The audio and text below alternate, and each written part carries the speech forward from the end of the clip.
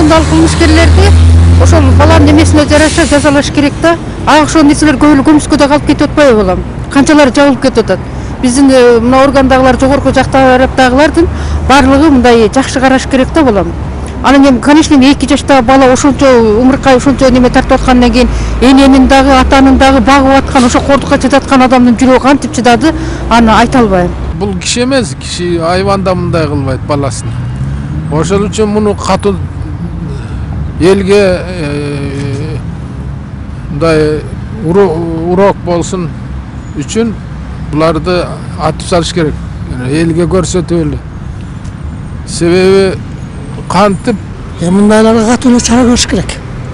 Менин оюмча жанагынга айтып келиш керек да. Адам өмүрүн Кудай алат дейт, ошондой кишилер атууга кетириш керек да. Башка айласы жок. Аны жанагы ата-энеси жуанан берки агасын кыналып калган турабы, депутаттар ошентип атат да. Аны эгер ошону зордук тапсаңыз андай кишилердин эмне кереги бар бизге? Аларды өлтүрүш керек мына кустагы немени бала үчүн. Жаман иш да вообще.